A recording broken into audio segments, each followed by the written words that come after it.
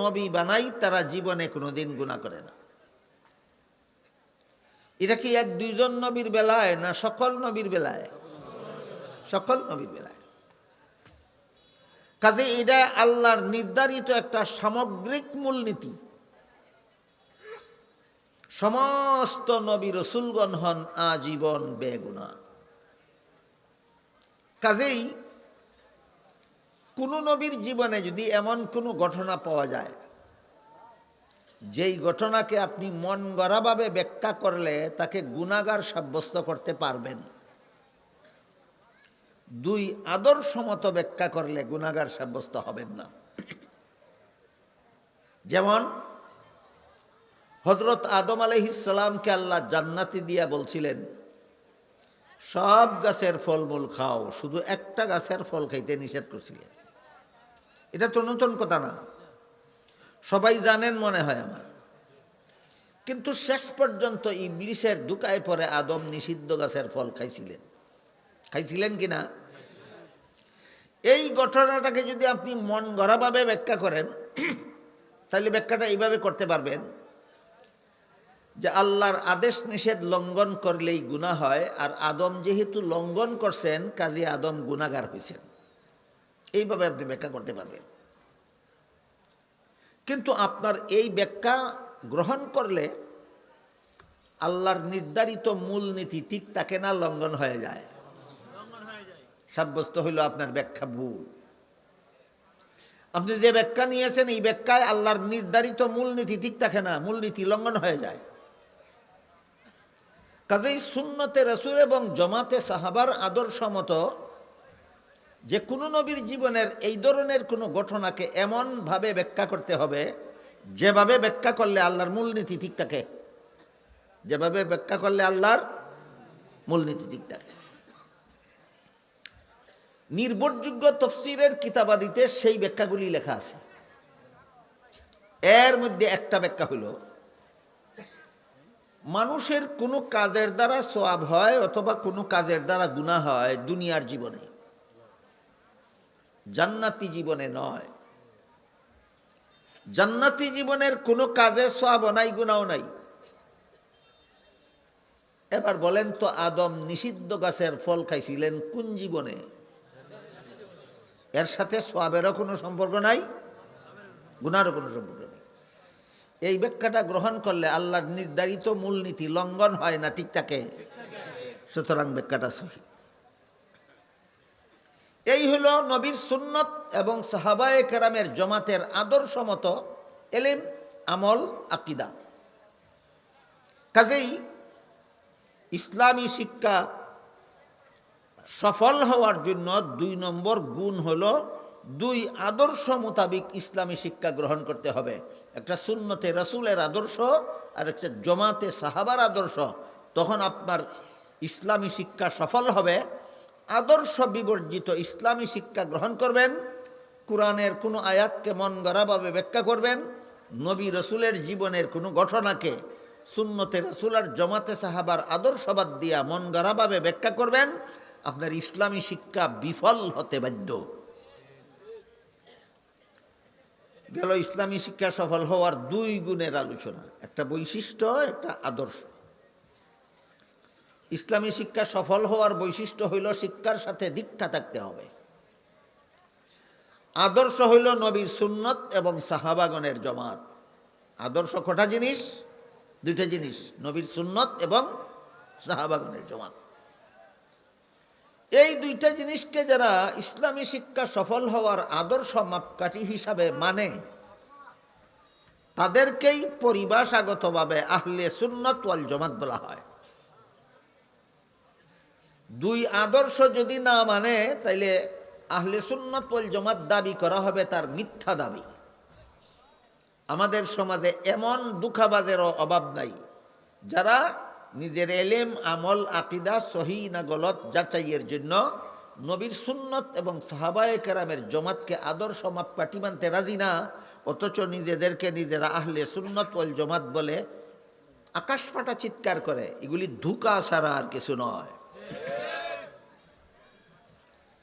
মাদ্রাসা শিক্ষা সফল হওয়ার, ইসলামী শিক্ষা সফল হওয়ার তৃতীয় গুণ হলো উদ্দেশ্য। কোন উদ্দেশ্যে মাদ্রাসায় লেখাপড়া করলে লেখাপড়াটা সফল হবে? যে উদ্দেশ্য না থাকলে মাদ্রাসা শিক্ষা বিফল হতে বাধ্য। উদ্দেশ্যের বিবরণ দিয়া আল্লাহ আয়াতের শেষের দিকে বলেন, ওয়ালিয়ুনজিরু কওমাহুম, ইনজারে কওম, অর্থাৎ গোটা মানব জাতিকে জাহান্নাম থেকে বাঁচার পথ প্রদর্শন করা মাদ্রাসা শিক্ষার একমাত্র উদ্দেশ্য। মাদ্রাসা শিক্ষা সফল মাদ্রাসা শিক্ষার একমাত্র উদ্দেশ্য, আমি মাদ্রাসায় কেন পড়ি? আমি মাদ্রাসা শিক্ষায় শিক্ষিত হয়ে মানব জাতিকে জাহান্নাম থেকে বাঁচার পথ দেখাবো। মানব জাতিকে জাহান্নাম থেকে বাঁচার পথ দেখাবো। এই উদ্দেশ্যে যদি মাদ্রাসায় পড়ে তাহলে তার মাদ্রাসা শিক্ষা সফল। আর যদি দুনিয়ার কোনো স্বার্থ হাসিল করা উদ্দেশ্য হয় তাহলে উদ্দেশ্য ভ্রষ্টতার কারণে তার মাদ্রাসা শিক্ষা বিফল হতে বাধ্য। যেমন এক হাদিসে আল্লাহর রাসূল সাল্লাল্লাহু আলাইহি ওয়াসাল্লাম বলেন, কুরআন হাদিসের এলেম শিক্ষার উদ্দেশ্য হইল আল্লাহর সন্তুষ্টি, মানব জাতিকে জাহান্নাম থেকে বাঁচার পথ দেখাবার মাধ্যমে আল্লাহর সন্তুষ্টি অর্জন করা। আল্লাহর সন্তুষ্টির পরিবর্তে কেউ যদি দুনিয়ার কোনো স্বার্থ হাসিলের উদ্দেশ্যে কুরআন হাদিসের এলেম শিখে তাহলে আল্লাহর রাসূল বলেন সে জান্নাতে যাবে দূরের কথা, জান্নাতের সুগন্ধও পাবে না। কুরআনের এলিম শিখলো, হাদিসের এলিম শিখলো, জান্নাতের গন্ধও পাবে না। কেন? উদ্দেশ্য ভালো নয়, উদ্দেশ্য ভালো নয়। উদাহরণস্বরূপ বলা যায়, আপনার ছেলেকে একটা হাফেজি মাদ্রাসায় লেখাপড়া করতে দিলেন। উদ্দেশ্য যদি ভালো হাফেজ হতে পারে আর আন্তর্জাতিক প্রতিযোগিতায় যদি উত্তীর্ণ হতে পারে, কয়েক লক্ষ টাকা পুরস্কার পাবে। আপনার উদ্দেশ্য কি আল্লাহর সন্তুষ্টি হইল না লক্ষ টাকা হাসিল করা হইল? আল্লাহর রাসূল বলে গেছেন, তুমি কোরআন শিক্ষা বেহেশতে যাইবা দূরের কথা, বেহেশতের সুগন্ধ হইতা না। তাহলে মাদ্রাসা শিক্ষা সফল হওয়ার উদ্দেশ্য কি? দুনিয়ার কোনো স্বার্থ না আল্লাহর সন্তুষ্টি? কিসের মাধ্যমে? মানব জাতিকে জাহান্নাম থেকে বাঁচার পথ দেখাবার মাধ্যমে আল্লাহর সন্তুষ্টি অর্জন করা মাদ্রাসা শিক্ষা সফল হওয়ার একমাত্র উদ্দেশ্য। তাহলে সফল মাদ্রাসা শিক্ষার কত গুণ? 3 গুণ: বৈশিষ্ট্য, আদর্শ, উদ্দেশ্য। সফল মাদ্রাসা শিক্ষার বৈশিষ্ট্য শিক্ষার সাথে দীক্ষা। সফল মাদ্রাসা শিক্ষার আদর্শ সুন্নতে রাসূলের সাথে জমাতে সাহাবা। সফল মাদ্রাসা শিক্ষার উদ্দেশ্য মানব জাতিকে জাহান্নাম থেকে বাঁচার পথ প্রদর্শনের মাধ্যমে আল্লাহর সন্তুষ্টি লাভ করা। এই 3টা মাদ্রাসা শিক্ষা সফল হওয়ার এই 3টা গুণ আল্লাহ কোরআনের আলোচ্য আয়াতে বলে দিয়েছেন। আর এই 3 গুণ বর্তমান দুনিয়াতে সন্তোষজনকভাবে পাওয়া যায় একমাত্র কওমি মাদ্রাসায়। 3 গুণ সন্তোষজনকভাবে পাওয়া যায় একমাত্র কওমি মাদ্রাসায়। আপনারা যাচাই করে দেখতে পারেন, কওমি মাদ্রাসার ছাত্রদের এলিমের সাথে আমলের মিল আসেনি। এরা সুন্নতে রাসূল আর জমাতে সাহাবাকে আদর্শ মানেনি। এরা চাকুরির লোভে পড়ে না মানুষকে হেদায়েত করার উদ্দেশ্যে পড়ে? মানুষের হেদায়েতের উদ্দেশ্যে পড়ে। তাহলে মাদ্রাসা শিক্ষা, সফল মাদ্রাসা শিক্ষার যে 3 গুণের কথা আল্লাহ কোরআনে উল্লেখ করছেন, এই 3 গুণ বর্তমান দুনিয়াতে সন্তোষজনকভাবে কওমি মাদ্রাসায় পাওয়া যায়। তার কারণ কি? এই 3 গুণ সন্তোষজনকভাবে কওমি মাদ্রাসায় কেন পাওয়া যায়? এখানে কেউ এমন প্রশ্ন মনে মনে আওড়াবেন না যে কওমি মাদ্রাসায় যারা পড়ে এদের মধ্যে কি হাজারের মধ্যে 2-1 খারাপ হয় না? 100 বার হয়। আমি জিজ্ঞাসা করি, মেডিকেল কলেজে লেখাপড়া করে যারা ডাক্তার হয় এদের মধ্যে 2-1 জনে কি ভুল চিকিৎসা করে না? কাজেই এই জন্য ডাক্তারি বিদ্যাটাই খারাপ, না দুই একজন লোক খারাপ? এই দুই একজনের দোষে ডাক্তারি বিদ্যারে ভাই না, না পায়? পায় না। ঠিক তেমনিভাবে কৌমি মানসাদপুরে হাজারের মধ্যে দুই একজন যদি খারাপ হয়, এটা লোকটা খারাপ, বিদ্যাটা, এই প্রতিষ্ঠানটা খারাপ নয়। এখন আমরা বোঝার চেষ্টা করব যে সফল মাদ্রাসা শিক্ষার এই 3 গুণ সন্তোষজনকভাবে কৌমি মাদ্রাসায় কেন পাওয়া যায়। এই প্রশ্নের অতি সংক্ষিপ্ত জবাব, এক কথায় জবাব, কৌমি মাদ্রাসা মুহাম্মাদুর রাসূলুল্লাহর প্রতিষ্ঠিত মাদ্রাসা। কৌমি মাদ্রাসা মুহাম্মাদুর রাসূলুল্লাহ সাল্লাল্লাহু আলাইহি ওয়াসাল্লামের প্রতিষ্ঠিত মাদ্রাসা। কিন্তু প্রশ্ন জাগে, মুহাম্মাদুর রাসূলুল্লাহ সাল্লাল্লাহু আলাইহি ওয়াসাল্লাম তো আজ থেকে প্রায় 2000 বছর আগে দুনিয়ার থেকে বিদায় হয়ে, 1500 বছর আগে দুনিয়ার থেকে বিদায় হয়ে গেছে। আর সমস্ত কৌমি মাদ্রাসার প্রথম মাদ্রাসা দারুল উলুম দেওবন্দ মাদ্রাসা প্রায় 150 বছর আগে প্রতিষ্ঠা হয়েছে। যে নবী 1500 বছর আগে দুনিয়ার থেকে বিদায় হইয়া গেলেন, এই নবী মাত্র 150 বছর আগে এই কৌমি মাদ্রাসা প্রতিষ্ঠা করার জন্য দুনিয়াতে আবার কবে আসলেন? এই প্রশ্নের জবাবটা একটা দীর্ঘ ইতিহাস জানা না জানার উপর নির্ভর করে। কৌমি মাদ্রাসার, আমাদের সমাজে বর্তমানে যত কৌমি মাদ্রাসা আছে, শুধু বাংলাদেশের ভিতরে 25,000 কৌমি মাদ্রাসা আছে। শুধু বাংলাদেশের ভিতরে কি পরিমাণ কৌমি মাদ্রাসা আছে? 25,000। এই সবগুলি কৌমি মাদ্রাসার মডেল, সবগুলি কৌমি মাদ্রাসার আদর্শ, সবগুলি কৌমি মাদ্রাসার প্রথম মাদ্রাসা হলো দারুল উলুম দেওবন্দ মাদ্রাসা। 1866 খ্রিস্টাব্দে আল্লামা কাসিম নানতুবি রহমতুল্লাহি আলাইহি প্রতিষ্ঠা করেছিলেন। আল্লামা কাসিম নানতুবি রহমতুল্লাহি আলাইহি কয়েকজন অনুষঙ্গীকে সাথে নিয়ে দারুল উলুম দেওবন্দ মাদ্রাসা প্রতিষ্ঠার পরিকল্পনা গ্রহণ করেছিলেন। অনুষঙ্গীদের মধ্যে একজনের নাম ছিল মৌলানা রফিউদ্দিন রহমতুল্লাহ আলী। মৌলানা রফিউদ্দিন রহমতুল্লাহি আলাইহি স্বপ্নে দেখেন মুহাম্মাদুর রাসূলুল্লাহ সাল্লাল্লাহু আলাইহি ওয়াসাল্লাম নিজের হাতের লাঠি মুবারক দ্বারা ভারতের উত্তরপ্রদেশের দেওবন্দ নামক বস্তির এক জায়গায় রেখা টান্না দিয়া কইলেন যে তোমাদের পরিকল্পিত মাদ্রাসার ঘর আমার অঙ্কিত রেখায় রেখায় নির্মাণ করবা। ঘুম ভাঙ্গার পরে বাস্তবেও মাটিতে স্বপ্নে দেখা রাসূলের লাঠির দাগ পাওয়া গেল। এই দাগে দাগে সর্বপ্রথম কৌমি মাদ্রাসা দারুল উলুম দেওবন্দ মাদ্রাসার ঘর নির্মাণ করা হল। কাজেই সর্বপ্রথম কৌমি মাদ্রাসা দারুল উলুম দেওবন্দ মাদ্রাসার বাহ্যিক প্রতিষ্ঠাতা হিসাবে যদিও আমরা কাসিম নানতুবিকে দেখতে পাই, কিন্তু আধ্যাত্মিক প্রতিষ্ঠাতা হিসাবে মুহাম্মাদুর রাসূলুল্লাহকে দেখতে পাই। এটা কোনো মুখস্থ কথা নয়, ঐতিহাসিক সত্য।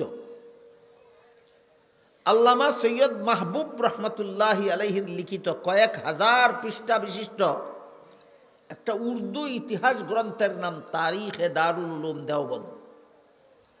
বাংলাদেশ ইসলামিক ফাউন্ডেশনের পক্ষ থেকে এর বাংলা অনুবাদও প্রকাশিত হয়েছে। বাংলা অনুদিত গ্রন্থটার নাম হইল দারুল উলুম দেওবন্দের ইতিহাস। যারা উর্দু ভাষা বুঝেন না তারা বাংলাটাই পড়ে দেখবেন। এর ভূমিকায় পরিষ্কার ভাষায় লেখা আছে যে আল্লাহর রাসূল স্বপ্ন যুগে নিজের হাতের লাঠি মুবারক দ্বারা রেখা টেনে দিয়ে বলেছিলেন, আমার অঙ্কিত রেখায় রেখায় তোমাদের পরিকল্পিত মাদ্রাসার ঘর নির্মাণ করবা। ঘুম ভাঙ্গার পরে বাস্তবেও জমিনে দাগ পাওয়া গেল এবং সেই দাগে দাগেই সর্বপ্রথম কৌমি মাদ্রাসা দারুল উলুম দেওবন্দ মাদ্রাসার ঘর নির্মাণ করা হলো। কাজেই ঘটনাটা কি অমূলক না ঐতিহাসিক? ঐতিহাসিক। এখানে একটা প্রশ্ন আসতে পারে যে দারুল উলুম দেওবন্দ মাদ্রাসার গড় নির্মাণের সীমারেখা টেনে দেওয়ার জন্য যদি নবী আসতে পারেন, তাহলে আমাদের মিলাদ মাহফিলে নবী আসতে পারবেন না কেন? অনেকে এমনটা করে এবং বলে। এরা মিলাদের একটা অনুষ্ঠান করে এবং সেই অনুষ্ঠানে হঠাৎ দাঁড়িয়ে যায়, জিজ্ঞাসা করলে বলে নবীকে সম্মান করার জন্য দাঁড়াই, নবীকে সম্মান করার জন্য দাঁড়াই। যুক্তিও দেয়। কি যুক্তি? বলে যে আমার বাবাকে সম্মান করার জন্য যদি দাঁড়াতে পারি, আমার শ্বশুরকে সম্মান করার জন্য যদি দাঁড়াতে পারি, আমার পীর উস্তাদকে সম্মান করার জন্য যদি দাঁড়াতে পারি, তাহলে নবীকে সম্মান করার জন্য দাঁড়াতে পারবো না কেন? কি চমৎকার যুক্তি! আমি আপনাদের জিজ্ঞাসা করি, কোন লোক তার বাবাকে, তার শ্বশুরকে, তার পীরকে, তার উস্তাদকে সম্মান করার জন্য কখন দাঁড়ায়? ইনি আসলে না না আসলে? আসার পরও তাকে দেখলে না না দেখলে? তুমি যে নবীরে সম্মান করার জন্য দাঁড়াইলা, নবী আসলেন কখন আর তুমি দেখলা কখন? যুক্তি খাটল না বেখাপ্পা? যুক্তি খাটল না, যুক্তি বেখাপ্পা। শুধু তাই নয়, তোমার যুক্তিটা সরাসরি নবীর হাদিস বিরোধী। নবীর বিশেষভাবে নবীর দুইটা হাদিসের বিরুদ্ধে তুমি যুক্তি দিছ এবং হাদিস বিরোধী কাজ দুইটা করছো। এক হাদিসে রাসূল করিম সাল্লাল্লাহু আলাইহি ওয়াসাল্লাম বলেন,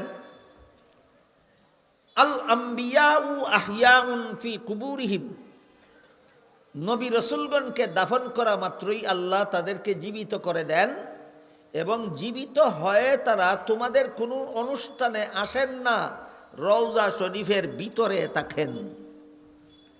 নবী কি বলে গেছেন? দাফনের পরে জিন্দা হইয়া আপনাদের অনুষ্ঠানে আসবেন না রওজা শরীফের ভিতরে থাকবেন? নবী বলে গেছেন ভিতরে থাকবেন। তুমি বলো তোমার এখানে আসেন, কাজেই তোমার যুক্তি নবীর হাদিস বিরোধী। আরেকটা হাদিসে আল্লাহ রাসূল বলেছেন, মান সাররাহু আন ইয়াতামাসসালা লাহুর রিজালু কিয়ামান ফালইয়াতাবাওয়া মাকআদাহু মিনান নার। কোন ব্যক্তিকে যদি মানুষের দাঁড়াইয়া সম্মান করলে খুশি হয়, ভালো রকম কান পেতে শুনেন এবং মনে রাখেন, ওই সমস্ত লোকেরা যারা অপেক্ষায় তাহে যে মানুষে আমারে দাঁড়াইয়া সম্মান করুক, এই অপেক্ষায় যারা তাহে, এদের ব্যাপারে হাদিস শরীফে আল্লাহর রাসূল বলেছেন, যাকে লোকেরা দাঁড়াইয়া সম্মান করলে খুশি হয়, সে যেন জেনে রাখে তার ঠিকানা জাহান্নামে। কাজেই নবীকে সম্মান করার জন্য দাঁড়াইলে নবী খুশি হবেন। যে কাজ করলে জাহান্নামে ঠিকানা হয়, এই কাজ নবী করবেন? তাইলে তোমার যুক্তি তো নবীর এই হাদিসেরও বিরুদ্ধে যায়। আরেক হাদিসে উল্লেখ আছে, নবীর বিশিষ্ট সাহাবী হযরত আনাস রাদিয়াল্লাহু তাআলা আনহু বলেন, হে দুনিয়ার সর্বযুগের সমস্ত মুসলমানেরা শুনো, আমরা যারা নবীর সাথে চলাফেরা করেছি, নবীর সাক্ষাৎ করেছি, নবীর সাথে কথাবার্তা বলেছি, আমরা নবীর তাজিম, নবীর মহব্বত, নবীর মর্যাদা যতটুকু জানি, তোমরা যারা নবীরে পাইছো না, তোমরা এতটা জানো না। আমরা যারা নবীকে পাইছি, নবীকে দেখছি, নবীর সাথে কথাবার্তা বলছি, নবীর সাথে চলাফেরা করছি, আমরা দেখেছি নবীকে সম্মান করার জন্য দাঁড়াইলে নবী বাধা দিতেন। এই জন্য আমরা নবীর সাহাবীরা নবীরে দেখলেও অসম্মানের জন্য দাঁড়াইতাম না। কেন? তিনি বলেন, লিমা ইয়ালামুনা মিন কারাহিয়াতিহি সাল্লাল্লাহু আলাইহি